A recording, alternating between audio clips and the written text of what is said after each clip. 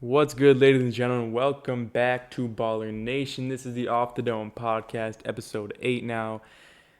Well, I haven't recorded a podcast episode in like a week. That's not really because I was, lazy or anything. I just didn't have anything to talk about, and I didn't want to record a podcast when I had fuck all to talk about. But it is the weekend.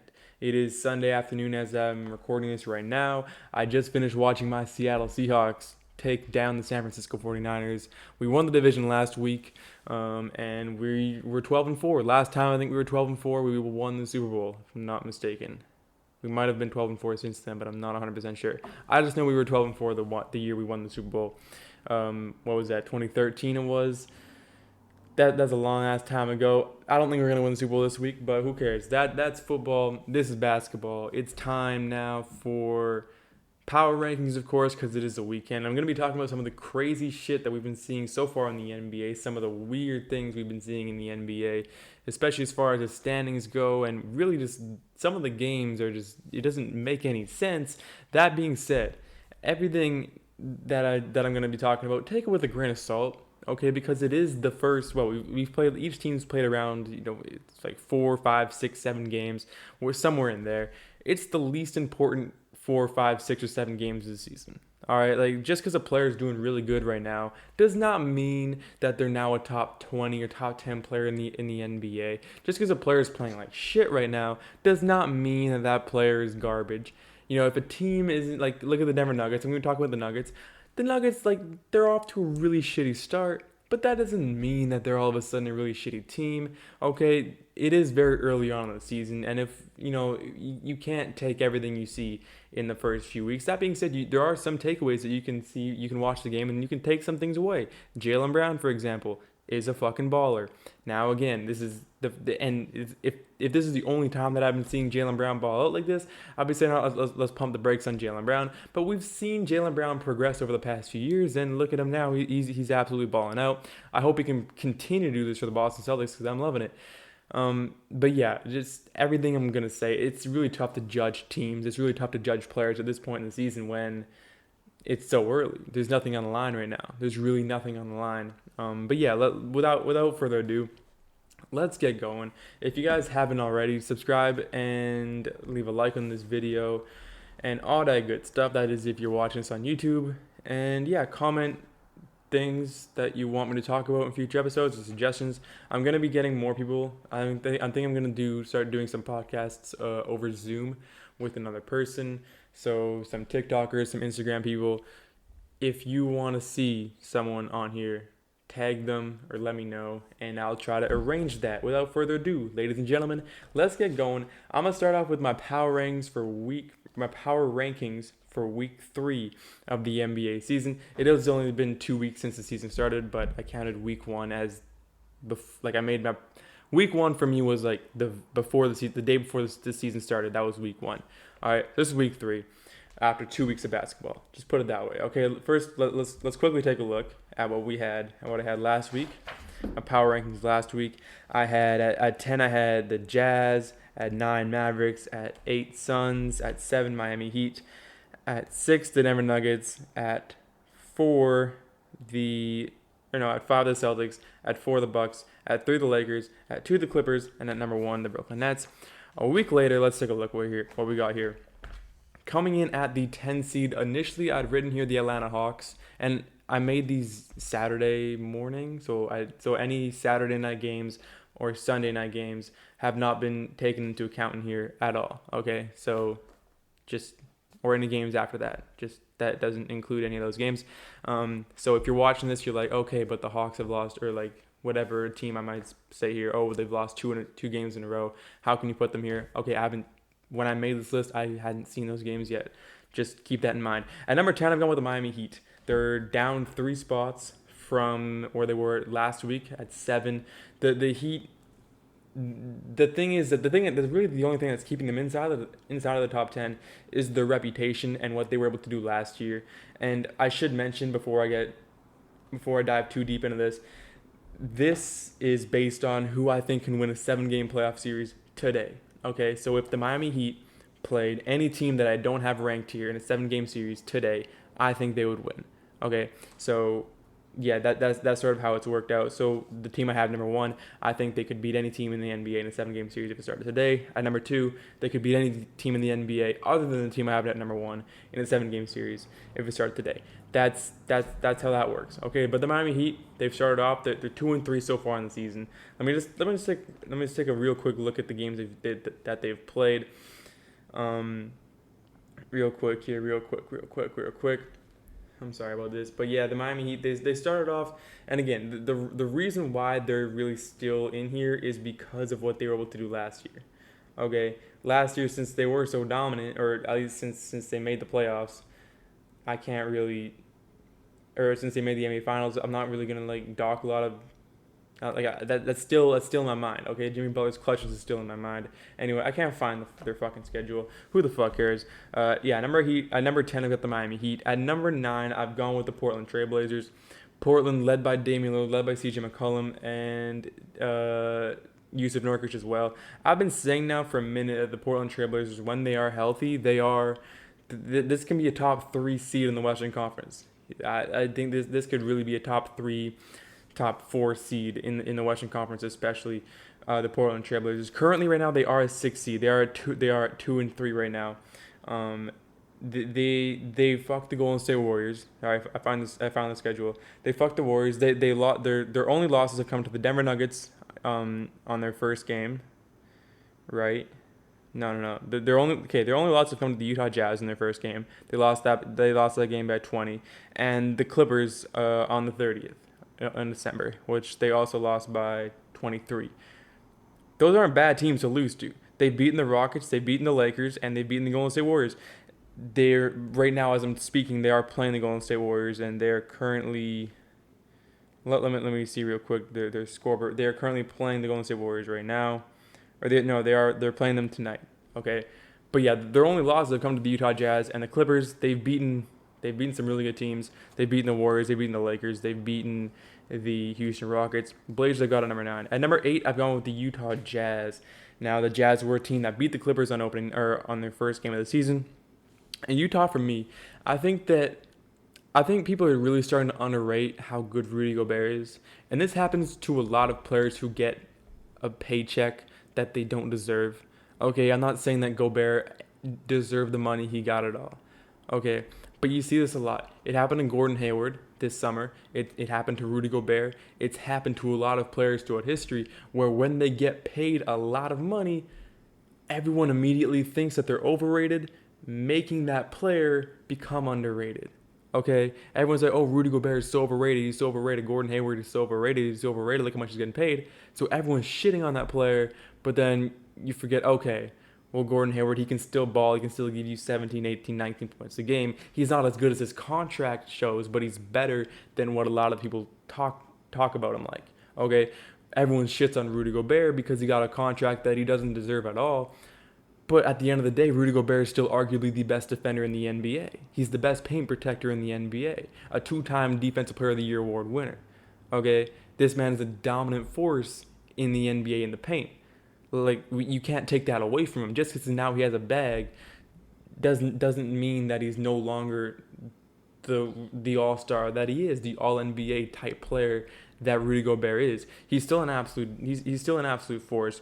The Utah Jazz currently sit at the 5 seed right now in the Western Conference. They're 3-2, and you look at the games that they've played so far. It's only been a few games now, but they start off with the win against Portland.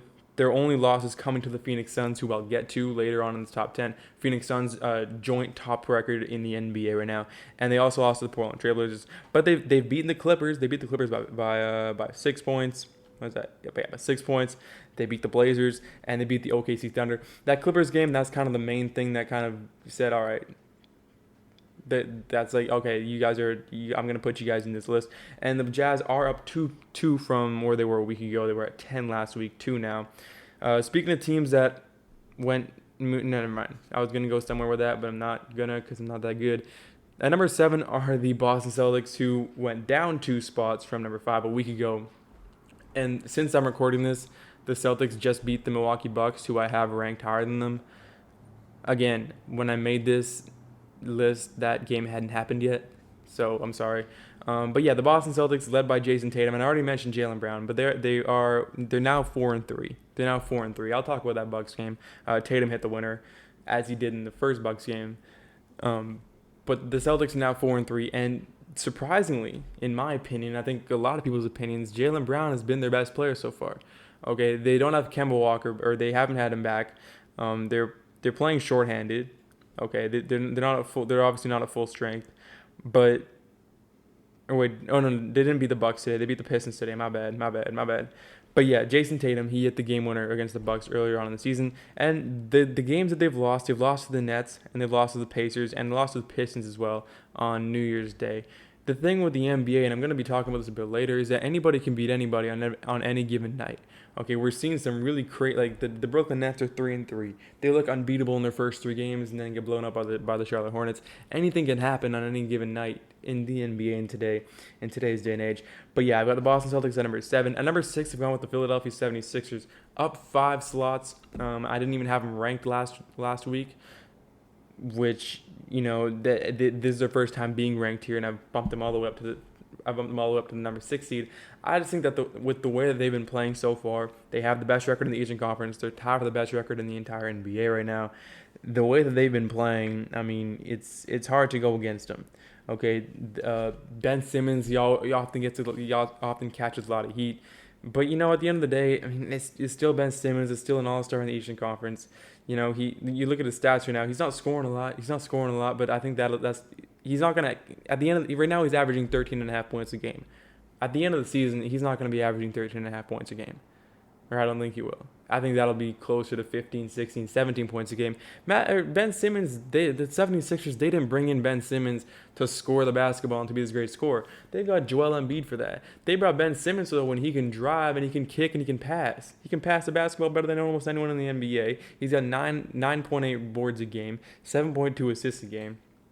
I mean, he's doing his thing. He's shooting 100% from the three-point line right now. That doesn't mean anything because he barely fucking shoots. But that's something, or at least it says here. I don't even know if he has a three-point attempt this season, but it says here that he's shooting 100% from the three-point line. That's probably on one attempt.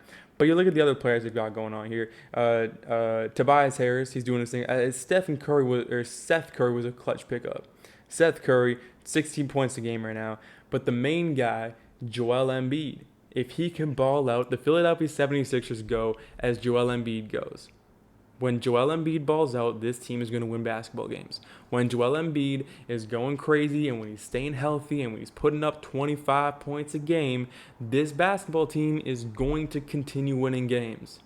The thing is with Joel Embiid, he gets the injury bug, and then he gets unhappy, and then he gets mad, and then there's all this emotional shit that happens with Joel Embiid, and then the whole team crumbles. That's what we've seen. We saw that last year a little bit. And we saw that especially against the Toronto Raptors in 2019 in that 7-game series. Joel Embiid, he had some really good games in that series, and the 76ers beat the Raptors when Joel Embiid was balling out. But when Joel Embiid was just kind of going through the motions, all lackadaisical, scoring 12 points in like game 6 or whatever it was, he gives his team no chance to win. Joel Embiid is the best player on the Philadelphia 76ers. I mean, he's one of the best players in the NBA right now. 25 points a game, if he can continue doing that, I mean, this team is dangerous. And especially when you're getting Seth Curry clicking to the tune of 16 points a game, shooting, what's he shooting? He's shooting 51.5% from downtown, 100% from the free throw line. He's just an absolute, he's a sniper. He's an absolute sniper, Seth Curry. And that's the thing as well with the 76ers, when you bring in Daryl Morey as your GM, he immediately surrounds Ben Simmons and Joel Embiid with shooters. He brings in Danny Green, who can shoot the basketball. He can shoot the basketball. Despite what Lakers fans will say, I mean, this man, like, he's got the ability to shoot the basketball. This season, he's been shooting like shit. I'm not going to lie. This season's shooting like shit. But there's no way that Danny Green can keep being this bad, though. You know what I mean? Like, Danny Green, the thing is with him, I think it might just be confidence, something like that. He's shooting like 26% from downtown this season. I hope he turns it around. He could shoot the basketball in San Antonio. If y'all don't want him, we'll take him back in San Antonio. But yeah, I mean, but Daryl Moore, I think, has done a good job. The 76ers definitely have more spacing now than they've ever had in years past. At number 6, I've gone with the Phoenix Suns, up 3 spots from number 8 a week ago. This team continues to impress, and it's just they've won 4 in a row now, and it's a testament to that man, CP3. People continue to disrespect Chris Paul. They say, oh, his stats aren't that good. Oh, this, that, and the other. Oh, we can't win in the playoffs. Let me tell you something about Chris Paul. Wherever Chris Paul has gone in his career, winning follows. He always impresses. In all those years with the Clippers, okay, he could have won. The thing that beats Chris Paul is not his opponent. His own team beats Chris Paul. It's injuries that beat Chris Paul in the playoffs. It's a Blake Griffin injury on the last play of Game 7 in 2015 after he hits a game-winning layup against the San Antonio Spurs. Okay, it's a Chris Paul injury against the Houston Rockets in the dying moments of Game 5 in the 2018 Western Conference Finals against the Golden State Warriors. It's little injuries like that. It's every single time. It's something. It's little injuries. The only time in his career that I can think of that he didn't lose a playoff series due to injuries was last year against the Houston Rockets. But then again, his team was just not good. Or like his team, first of all, what he did with the OKC Thunder last year was ridiculous. Okay. But the only time that Chris Paul hasn't lost because of injuries is against the Houston Rockets last year. And that's because the Rockets were just way better than his team was. But his team wasn't even supposed to be in the spot they were in. The OKC Thunder were not supposed to be a 5 seed in the NBA in the Western Conference last year. That was not supposed to happen. They had like a 0.8 chance of even making the playoffs, let alone fighting for home court advantage. And in 2019 against the Golden State Warriors, when Kevin Durant got hurt and Houston wasn't able to close the deal, that's unfortunate. But everything else is Chris Paul loses in the playoffs because of injuries. Injuries are a part of the game. I'm not saying they're not. I'm just saying keep that in mind. Wherever Chris Paul goes, winning follows. And it's continued here with the Phoenix Suns. They are atop the Western Conference. They're all by themselves up there. You look at the teams that they've beaten. Let's take a look. Let's take a look. You and I together. The only team they've lost to were the Sacramento Kings in the second game of the season. But then they beat the Kings the night after. They beat the Pelicans. They beat the Jazz. The Pelicans are second right now in the Western Conference.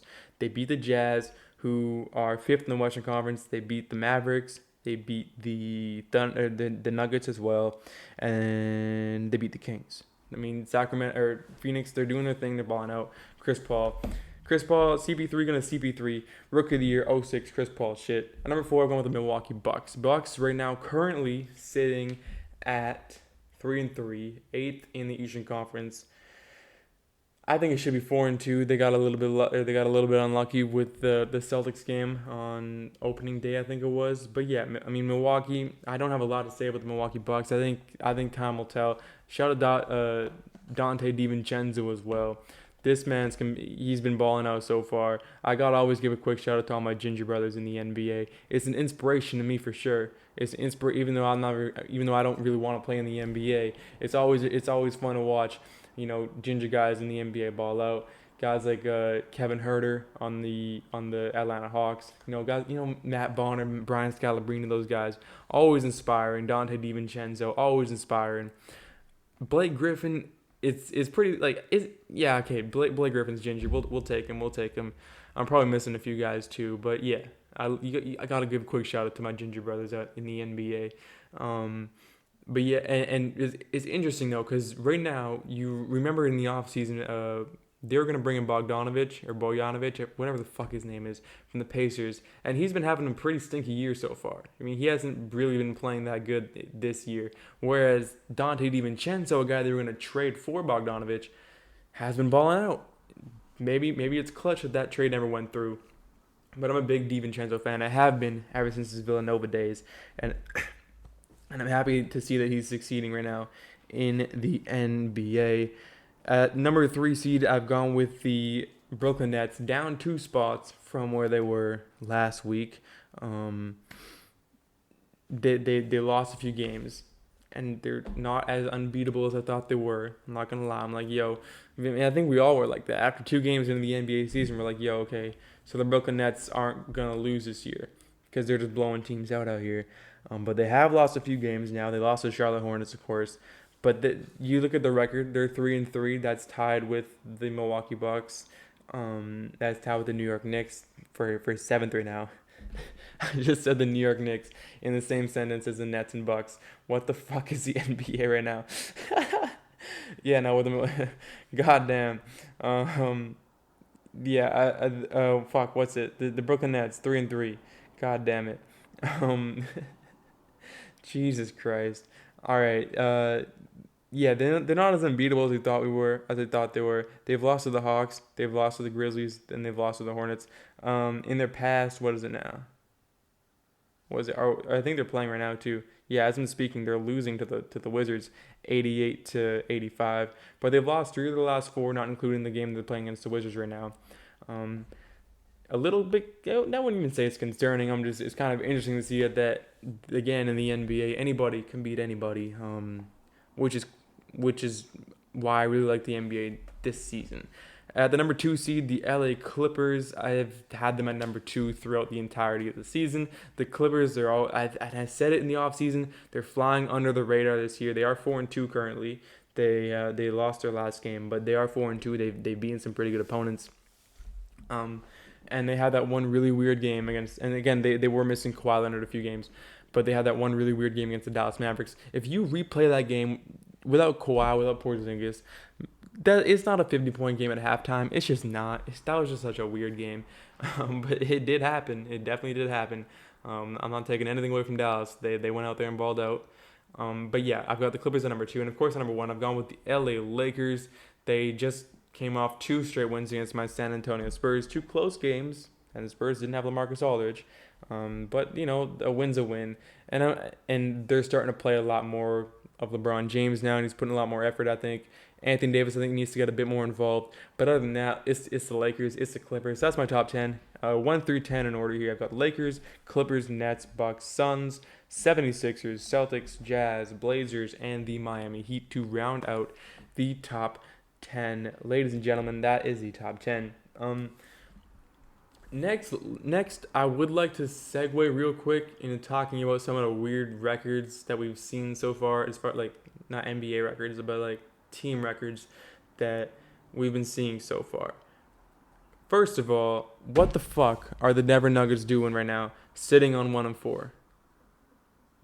They have the worst record in the Western Conference right now, the second worst record in the NBA. As I'm recording this video right now, or the third worst. God damn, I need some fucking water. I just voice cracked like a motherfucker. That's embarrassing right there. Jesus Christ. Bro, I need some water,